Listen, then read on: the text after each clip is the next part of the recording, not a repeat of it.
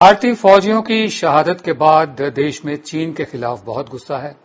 चीन के माल के बायकॉट बहिष्कार के स्वर तेज होते जा रहे हैं। केंद्र सरकार ने चीन के साथ व्यापार बंद करने या चीनी कंपनियों के सामान को देश में बेचने पर पूरी रोक तो नहीं लगाई है, लेकिन दूसरे तरीकों से शिकंजा जरूर कसा जा रहा है। केंद्र सरकार ने सभी सरकारी खरीद के लिए मौजूदा e commerce portal GeM government e market place उस पर बिकने वाले जितने भी प्रोडक्ट्स हैं उसके लिए कंट्री ऑफ ओरिजिन बताना जरूरी कर दिया है, जो पहले जरूरी नहीं था। देसी प्रोडक्ट को ही खरीद पर प्रेफरेंस मिले, प्राथमिकता दी जाए, ऐसी व्यवस्था भी कर दी गई है। यानी चीन का नाम लिए बिना ही देसी प्रोडक्ट और सर्विस मेक इन इंडिया को बढ़ावा देकर बाहर के देशों के माल को सरकार प्रमोट नहीं करेगी। बताया जा रहा है कि इस फैसले से चीनी कंपनियों को होने वाला नुकसान जो है, इस पोर्टल बहुत ज्यादा नुकसान होगा, क्योंकि इस पोर्टल पर 17 लाख प्रोडक्ट्स हैं। इससे पहले रेलवेज ने चीन की कंपनी से 471 करोड़ रुपए का करार रद्द कर दिया था। भारतीय संचार निगम लिमिटेड BSNL ने भी 4G अपग्रेड सिस्टम के लिए चीन के प्रोडक्ट्स का इस्तेमाल पूरी तरह से बंद करने का फैसला लिया है। मेरे साथ है प्रोफेसर प्रवीण झा, आप अर्थशास्त्री हैं, JNU से हैं। बहुत बहुत शुक्रिया प्रवीण, अपना समय हमेशा की तरह देने के लिए। मेरा सवाल ये है, चीन की कंपनियों और प्रोडक्ट्स के बायकॉट की जो मुहिम चल रही है उससे चीन को कितना नुकसान होगा? जी देखिए, चीन का जो टोटल एक्सपोर्ट्स है दुनिया भर में, उसका तकरीबन 2% जो है वो हमारे पास आता है, 2-2.25% के आसपास। हम उस जो सारे एक्सपोर्टर्स जो हैं चीन के लिए, उनमें से हम 7वें पायदान पे हैं। तो उस लिहाज से अगर देखें तो कोई बहुत ज्यादा नुकसान जो है चीन के लिए नहीं है, अगर उनका सारा एक्सपोर्ट भी जो है, हम ये मान के चलें कि हिंदुस्तानी मार्केट उनके लिए बंद हो जाता है। तो इसलिए ये सोचना कि इससे चीन को बहुत ज्यादा नुकसान होगा, वो मुझे लगता है कि एक अतिशयोक्ति होगी। दूसरी चीज जो है, जो हमारी डिपेंडेंस जो चीन पे है, अगर हम उसको देखें तो तकरीबन जितने सारे सेक्टर्स हैं, सेगमेंट्स हैं, सब में चीन की मौजूदगी है। खास करके जो बहुत महत्वपूर्ण सेगमेंट्स और सेक्टर्स हैं, मसलन जो इलेक्ट्रिकल और इलेक्ट्रॉनिक सेगमेंट्स जो हैं, जिसमें कि तकरीबन 30% के आसपास जो हमारा टोटल ट्रेड जो चीन के साथ है, तकरीबन 30% जो है हम चीन से इंपोर्ट करते हैं। इसी तरीके से अगर हम देखें कि जो एक्टिव मेडिकल इंग्रेडिएंट्स होते हैं, जो बेसिकली इनपुट्स हैं हमारे फार्मा सेक्टर में, अगर उसको देखें तो हम बात कर रहे हैं तकरीबन 60 से 70% के बीच, जहां वो सारा बहुत ही एसेंशियल इंपोर्ट जो है वो हमारे पास आ रहा है। खुदा ना खास्ता मान लीजिए अगर वो बंद हो जाता है तो हमारा फार्मा सेक्टर जो है कम से कम निकट भविष्य में पूरी तरह से बैठ जाएगा। तो इस तरीके से अगर हम देखें सेक्टर बाय सेक्टर, तो जो हमारी एक डिपेंडेंस इतनी ज्यादा है कि मुझे लगता है कि उसमें वर्तमान में अगर हम ये चाहें कि अगले कुछ दिनों में, कुछ महीनों में इसको जो है हम इसकी दिशा को बदल देंगे, तो वो मुझे नहीं लगता है संभव होगा। एक ख्याली किस्म का पुलाव है वो, और इससे बहुत ही ज्यादा नुकसान होगा ऐसी स्थिति में, जबकि देश की आर्थिक स्थिति वैसे भी चल रही थी। कोरोना के बाद 3 से 5% उसमें जो है सिकुड़ने की संभावना है। और अगर हम देखें जो इन्वेस्टमेंट है, निवेश जो है, उसमें जो चीन का वजन है वो बढ़ता चला गया है। अगर उसको देखें और ऐसे की हमें जरूरत है, तो ऐसी स्थिति में अगर जो हमारे अंदरूनी स्रोत हैं वो सूखे हुए हैं और बाहर का निवेश अगर बंद कर दें तो क्या स्थिति होगी। तो मिला जुला के मुझे लगता है कि अभी बहुत ही एक असुरक्षित सी स्थिति है जो चीन के पक्ष में है। जी, मैं आगे बढ़ता हूं। चीनी कंपनियों के खिलाफ राज्यों ने भी मोर्चा खोल दिया है। उत्तर प्रदेश की योगी सरकार ने चीन में बने बिजली के मीटर लगाने पर प्रतिबंध लगा दिया है। स्टेट कंज्यूमर काउंसिल की शिकायत के बाद ये फैसला लिया गया है। मीटर के अलावा चीन में बने बिजली के इंस्ट्रूमेंट्स पर भी रोक लगा दी गई है। यूपी के गोरखपुर में लगे 15,000 चीनी मीटर हटाए जाएंगे। महाराष्ट्र सरकार ने हाल ही में मैग्नेटिक महाराष्ट्र 2.0 इन्वेस्टर्स मीट में चीन की 3 कंपनियों की परियोजनाओं को रद्द कर दिया है। इन प्रोजेक्ट्स के लिए कागजी कार्रवाई हो चुकी है। इन तीनों प्रोजेक्ट्स में कुल 5,000 करोड़ रुपए का निवेश होना था। राज्य के उद्योग मंत्री सुभाष देसाई के मुताबिक ये फैसला केंद्र सरकार की सलाह से लिया गया है। Confederation of all India traders CAIT ने भी चीनी कंपनियों के खिलाफ अभियान चलाने का फैसला किया है। प्रवीण, मेरा दूसरा सवाल आपसे ये है कि आधिकारिक तौर पर ऑफिशियली तो केंद्र सरकार इस तरह की कोई पाबंदी नहीं लगा रही, ये डब्ल्यूटीओ के फ्री ट्रेड के नियमों का उल्लंघन होगा। ऐसे में राज्य सरकारें केंद्र के इशारे पर जो कर रही हैं, उसके नतीजे क्या होंगे?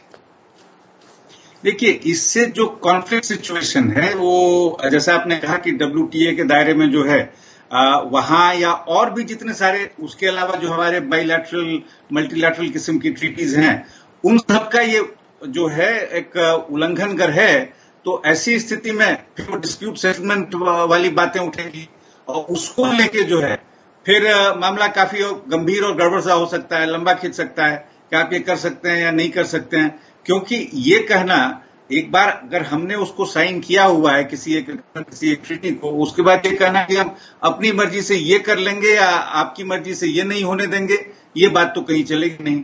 ऐसी स्थिति में जो है ये पूरा जो आर्किटेक्चर है, चूंकि ये कई दशकों से बिल्ड किया हुआ आर्किटेक्चर है और कम से कम पिछले 30 वर्षों से जो है कुल मिला के 26 वर्ष मान के चलिए, जिसमें कि ये चीजें काफी गंभीरता से सभी देशों ने अगर उसको लिया है तो एक व्यापक तौर पे उसका उल्लंघन करना बड़ा मुश्किल है। मुश्किल ही नहीं, मुझे लगता है असंभव है।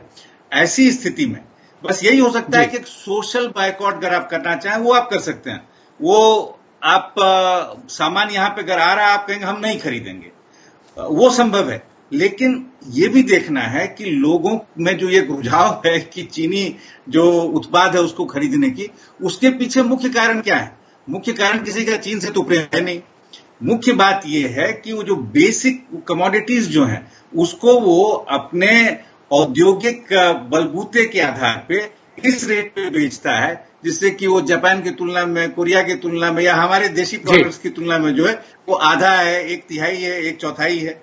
तो आप जब तक एक सोशल बायकॉट वाली स्थिति जो है उसमें अगर नहीं जाते हैं, वो मुझे लगता है कि एक मुश्किल है। लेकिन जो प्रश्न आपने पूछा कि ये करना कितना आसान है, मुझे लगता है कि ये बिल्कुल आसान नहीं है, जो लीगल टर्म्स में मैं कह रहा हूं ये। जी, मैं आगे बढ़ता हूं।